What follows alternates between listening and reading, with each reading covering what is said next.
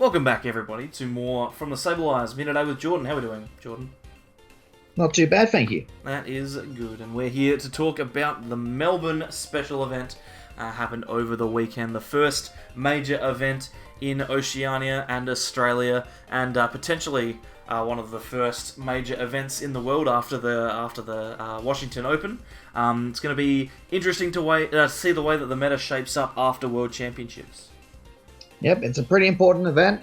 The whole world's going to be looking at the results from this tournament to see how things have evolved since the World Championships. So let's get right into it and have a look at what happened. Yeah, absolutely. So we've put together a little graph here of the top 32 decks, which was very kindly compiled by some people over on Play Australia on Facebook, particularly Dan Collins, who organised the whole thing. Thank you very much to them for putting together the lists for us, so we knew exactly what made up top 32. And we can see here there are some familiar faces in the majority of top 32. We've got Ability Reshizard on 38% and Pikarom on 22%, making up a considerable amount of the meta. That's 60% of the decks that made top 32 were one of the two big GX Pokemon. Yeah, it's no surprise to see these two decks being the most popular decks at the tournament. They were both very successful at the World Championships, both making top 8 at Worlds, of course, as well as the third place deck on this list being Perfection, obviously winning the World Championship. Not quite as popular as Reshizard and Pikarom, but still obviously seeing some decent results. Certainly is. Perfection saw I think it was 3 or maybe even 4 placings in top 32, including Henry Brand himself playing the same, well, not the same 60, but the same deck that he took to World Championship victory. Perfection, of the 3 big tag team GXs, is probably the most difficult to play, and it has shown in the results here. Only the best Perfection players making points with that particular list. And next on the list is Blacephalon, who saw about the same amount of play. There's a little bit of statistical variation going on there, considering the amount of Blacephalon players was about the same as the Perfection one. But Blacephalon, with the ability to take big knockouts when most of the field, like 70% of the field, is big tag teams, the ability to take one-shots is very, very highly coveted. Certainly no surprise to see Blacephalon being a very popular deck, because unlike Perfection, it was a deck that made the finals of the World Championship, which is significantly easier to play, I would say. So people who wanted to take one of those really successful decks from Worlds and wanted to have a bit of an easier time could have just picked up Blacephalon, and you're going to do pretty decently if you draw well and hit a bunch of these tag team decks. So it seems like a pretty good call, and the results seem to back that up. Yeah, it certainly does. Moving on to the rest of the field, it's kind of made up of a few other decks here or there. There's a couple of Quagnag decks, a couple of Greens Reshizard decks, one Naga Checkmate, one random Malamar Giratina Garchomp, and interestingly enough, a Keldeo Blastoise. But the thing that's interesting about all of these lists is that most of them, apart from Greens Reshizard, are kind of like meta counter decks. They're trying to take advantage of the fact that the field is so heavily tag team GX based, and if we were to put Keldeo Blastoise and Quagnag together, they'd probably be about the same level as Perfection and Blacephalon, with those Keldeo GX decks floating around. Yeah, it certainly makes sense that Keldeo is going to see a rise of popularity going into the Melbourne Esports Open. After all, seeing Perfection versus Blacephalon in the finals of Worlds, the most natural conclusion after seeing those results is, hey, I'm just going to play Keldeo, because Keldeo's got a pretty decent chance of beating those decks, and of course, more importantly, it's going to be having a good matchup against these Reshizard ability decks, which ended up being super popular. Obviously, Green's Reshizard also was pretty decent at this tournament, making not quite as many placings in the top 32 as the ability Zard, but actually having the same number of top 8 placings as ability Zard, so definitely a very strong deck. Yeah, it certainly is. Event. Both of the, I think there's 6% makes up about 2, maybe 3 Greens Reshizards in top 32, and 2 of them made top 8. So yeah. that's All of the Reshizards in top 32 made top 8. It certainly did. So that's a pretty strong showing from Green's Reshi. But obviously, Ability Reshi being the more popular on the day. Very quickly, before we move on to the top 8 lists, it is important to note, just because there was no Malamar in top 32, we only had the one Giratina Garchomp. Malamar was still actually a really highly represented deck on the day, but I think it's starting to fall down a little bit. People are starting to either jump off the Malamar train and moving on to one of these big tag teams, or they're just not being able to, they're not consistent enough. It's probably the same problem that people had playing that particular deck at World Championships. Yeah, it certainly wasn't as popular as most of the decks on this chart. It was definitely more popular than decks like Keldeo, but I'd say most of the people who were playing a deck like Malamar probably said, why not just switch to Keldeo? It's probably just as inconsistent, but I may as well try and take some free wins against these big tag team decks. So the people playing Malamar possibly just didn't have too good a day, and we saw other decks like Keldeo and Nagano Checkmate were able to squeeze through. Certainly were. So let's take a look at the top 8 deck lists now and work through those together. The first one is one of those Greens Reshizard decks that piloted by Josh Bradley. Pardon me. One of the cool things about this list is, if you look on the right-hand side, there's a lot of individual stadiums over there, though they are a little bit blurry, but one of them is a fighting dojo, and paired with the one fighting energy means that Reshizard is going to be able to hit those nice numbers like 240 to take a knockout on a Pikarom. On a Pikarom. Yeah, and what's really good about dojo in this deck is obviously the plus 10 damage is going to help you against Pikarom, but if you are behind in a mirror match, you get the added 40 damage instead of plus 10, which is going to be 270, and that's enough to take out a Reshizard in one hit Flare Strike. So that's definitely probably one of the main things that separates Josh's list from a lot of other lists, and he is playing that Lusamine supporter card to help take advantage of all these one-off supporters that he would usually only get to use once per game. It certainly is, and it's probably part of the reason why he was so successful against all those ability Reshis on the day. He did have to cut down a little bit on healing cards to fit those in. There's only 2 Great Potion in this list, as opposed to a higher count that you might normally see. But ultimately, in the end, the list is still relatively consistent. Being able to fit in a couple of Reset Stamp is also pretty good, as well as the full 4 Acro Black. Yeah, you're not really going to be too punished for cutting down to 2 Great Potion. 2 Great Potion plus the 4 mixed herbs is still more than enough healing in most matchups, especially when the meta is very much one-hit KO based at the moment with all these Reshizard decks running around. So Josh chose to go fairly consistent with his list, only went with a few choice tech cards in the stadiums, and I think that probably paid off well for him over the weekend. Certainly did. And 8th place is nothing to sneeze at, even though he wasn't able to move through into top 4, but hey, definitely worth it, and I would take it if I got it. Moving on to 7th place, it's Jay Tyrrell, who was playing one of those Keldeo decks. This is Quagsire and the Ganondorf, and you can see here the list is actually pretty similar to one of the decks that we featured on the channel very recently, with the exception of that fighting Quagsire, which would have been particularly strong in Pikarom matchups, and considering Pikarom was about 25% of the field, it's probably not a bad inclusion. Yeah, and as well as Pikarom, there were actually quite a lot of Dark Box decks. That's probably the most popular deck that didn't get represented in the top 32 was that Weavile GX Dark Box deck, and Quagsire with the fighting attack is pretty strong against that deck as well. You can do a 240 damage to a Dark type tag team and finish them off with you later on, but I think everyone knows the main draw of this deck is going to be those 3 copies of Keldeo GX. It's just so strong in this metagame with all these tag teams being played. And the Quagsire and Ganondorf engine is pretty much the best way to consistently power up Keldeo right now. Certainly is, and I'm not only going to power up Keldeo, but it can also potentially power up that one-of copy of Magikarp and Wailord Tag Team GX, which will help you win those Malamar matchups, even though there weren't too many in top 32. They were around, so definitely worth the inclusion, as well as that Volcanion Prism. The Volcanion Prism is really nice, actually. Just the ability to discard energy and get a much-needed Gust effect, even though you've already got custom catches. Just pushing your opponent's active Pokemon to the bench is very often a good thing to do in this deck. And accelerating your energy to this card is pretty important. But most of all, I just like that it's got 160 HP on a non-GX. It's only got 10 less HP than Keldeo GX and gives one less prize cards. That's pretty good value as an attacker. Meaning, even if you're not hitting these tag team GX decks every round, we've got some pretty good options to deal with random stuff that you come up against. Yeah, you certainly do. Moving on to 6th place, this is Aaron Stringfellow's Ability Reshizard list, our first one of the day.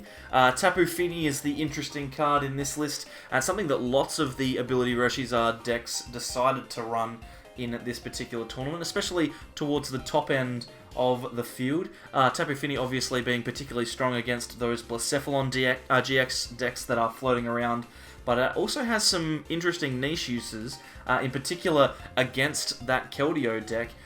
It actually can do 100 damage without getting returned if you have an appropriate board setup. So Tapu Fini is actually a really strong tech attacker in quite a few matchups, and has seen quite a bit of success. And the other main Pokemon in this list that wasn't present in the world's top 8 lists is the Volcanion with Flare Starter. Obviously, this list is playing Switches, Pokemon Communications, Acrobikes, etc. So if you are going second, you can somewhat reliably find that turn 1 Volcanion and go for a Flare Starter, which is going to give you a huge advantage where usually you would kind of be a little slower going second than you'd like to be. It's also worth noting that Aaron did tell me personally after the tournament that he thinks that Tapu Fini is not something he would play again. He didn't think it was worth running overall, and thinks that the Blacephalon matchup is pretty winnable even without the Fini. So keep that in mind if you're looking at playing this deck, but the Fini is definitely a card that I would consider with all these Keldeos running around as well. Yeah, it's definitely a situationally good card. I personally played it when I run the same deck on the day, and I found it super useful, so I'm going to sing its praises for as long as it's here. Aaron obviously choosing as well to run the full complement of 18 Fire Energy, choosing instead of putting in things like Fire Crystal or whatever it is, I'm just going to run with the 18 and we'll go from there. So congratulations to Aaron on his top 8 finish, and we'll move on to 5th place, and this is our first Pika ROM of top 8. Brent TONISSON taking this particular list to a top 8 finish, and we can see it's a pretty kind of, well, I don't want to say generic, but it's a pretty consistent and kind of regular Pikachu Zekrom deck, one that doesn't have too much flair to it, but does the job and gets points.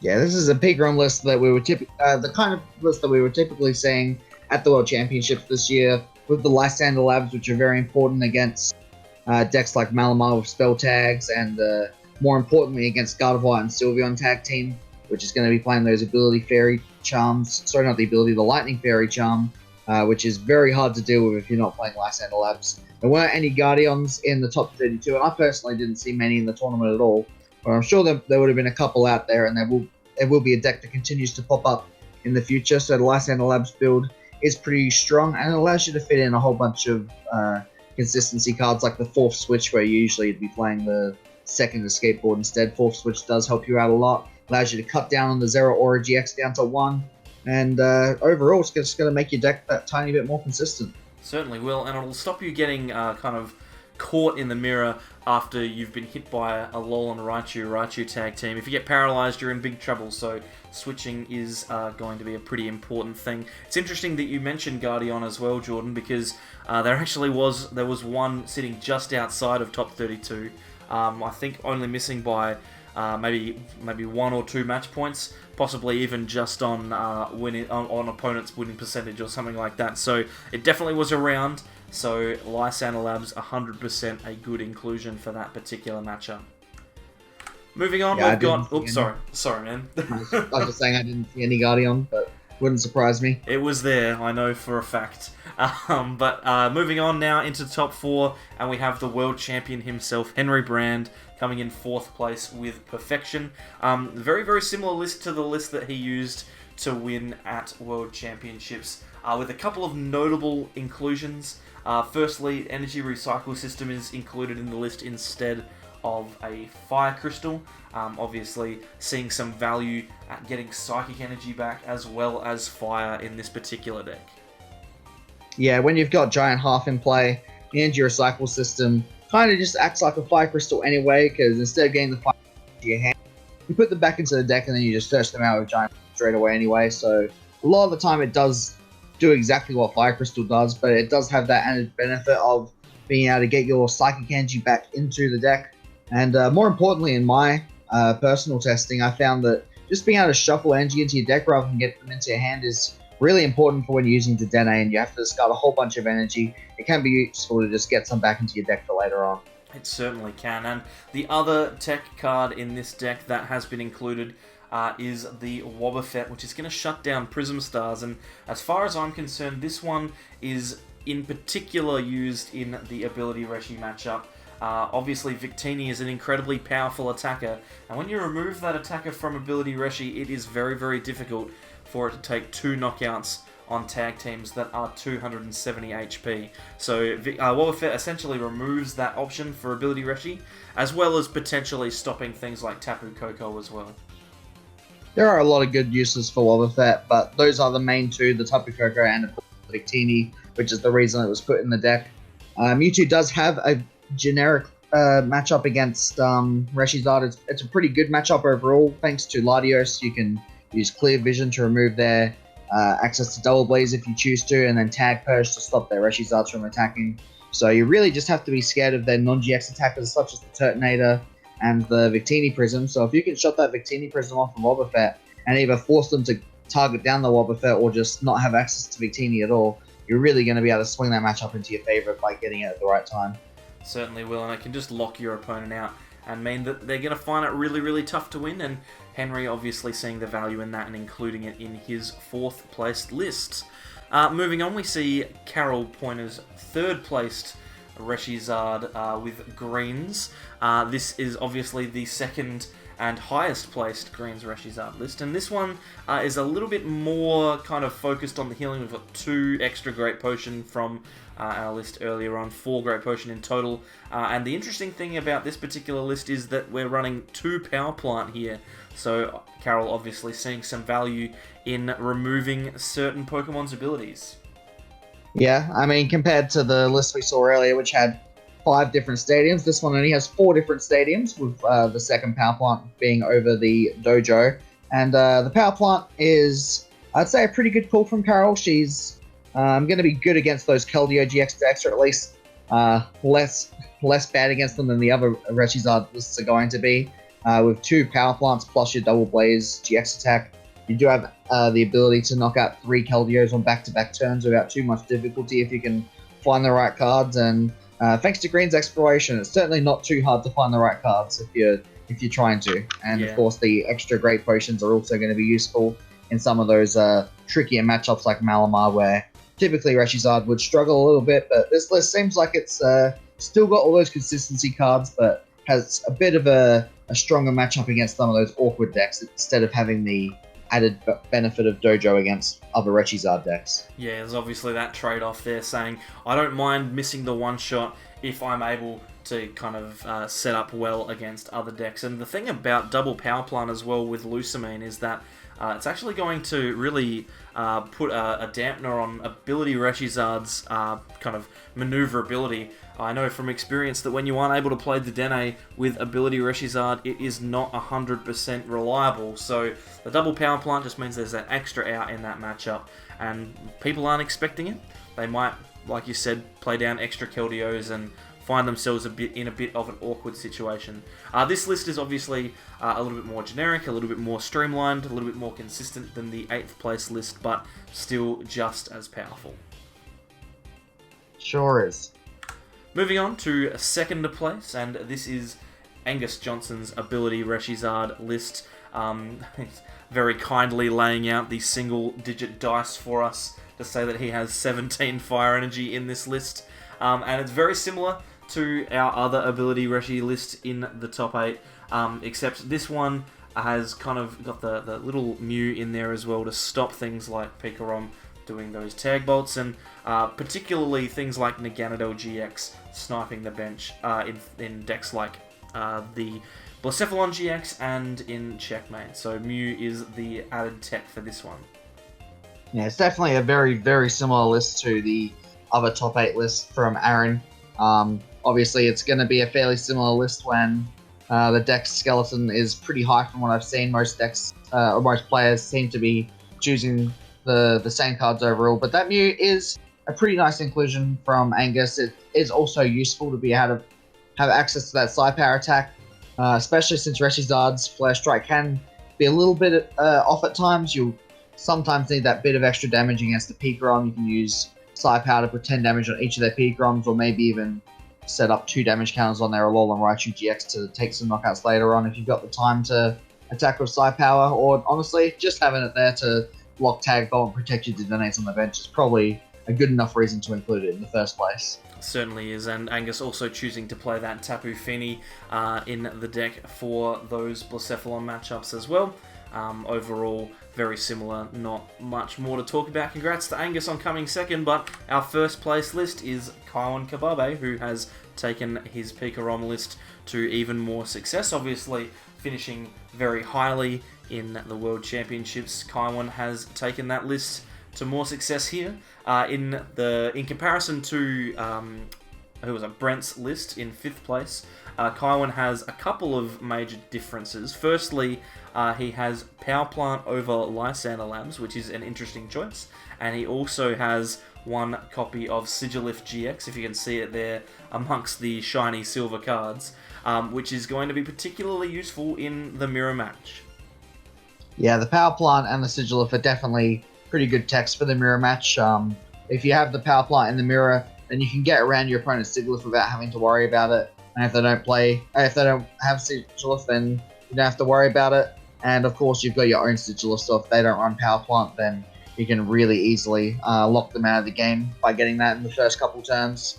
Other than that, Kaiwan is also playing a second Alolan Raichu. He values that a lot more as a strong attacker in this list, and he did play 2 copies of that at the World Championships as well, I believe. He did have to cut out a few consistency cards. He does only have 3 Electromagnetic Radar, for example, although he's playing the Cherished Ball instead because of the Sigilif, which makes sense. And he's only playing 3 Volkner instead of 4, and 3 Jirachi instead of 4 as well, so a little bit less consistent, but he's able to fit in a lot of powerful cards instead, which kind of makes up for the lack of consistency. Yeah, you kind of throw away 1 or 2 extra outs to consistency in order to get the leg up in the matchups that you need it, and hey, we can't blame him for it. He ended up winning the whole tournament, so it's obviously worked out for him, and it's a pretty strong list overall. So Jordan, what would you be playing in a tournament from here on out, knowing that Ability Reshi, Pikarom, Perfection, Blacephalon, all these decks are coming around and being successful? Well, honestly, looking at all these decks, they all seem really, really strong to me. I don't think that any of them are a bad play, so I would probably look at playing one of the more consistent decks and just hoping to draw better and outplay my opponent. So Pikarom to me seems like it's a pretty consistent deck. This list is pretty strong, but Brent's list in top 8 was also pretty consistent, so I'd probably say I'd lean towards playing one of these Pikarom lists. Fair enough, and I'm probably going to stick with Ability Reshi. It seems super, super strong, and it can take the big knockouts where other decks maybe can't get around it. But hey, there's still options out there. Keldio's coming through, and we'll probably see a hell of a lot more of it now that we've kind of had a few more extra tournaments to look into the meta. Obviously, we're expecting to see tag teams, so Keldeo is probably not a bad play either. Thanks, Jordan, for coming and having a chat about these decks with me today. No problem. It was super fun having a look at the top decks from the event. When getting the win is good to see after he got his revenge from Henry in top 4. I'm sure he would have been very happy to get that after he lost to him in top 8 at the World Championships. But either way, super good showing from both Henry and Kaiwan to make top card at both Worlds and the first event of the season. Certainly is, and congratulations to Kaiwan, who after one event has already earned his invite, so that's a pretty strong performance as well. One of the good things about being in Oceania. Thanks everyone for coming along. I hope you enjoyed our look over the Melbourne Special Event, and I hope that you have good luck in your upcoming tournaments. If you like the content and you want to see more, then consider subscribing by clicking the SAbleyes in the middle of the screen right now.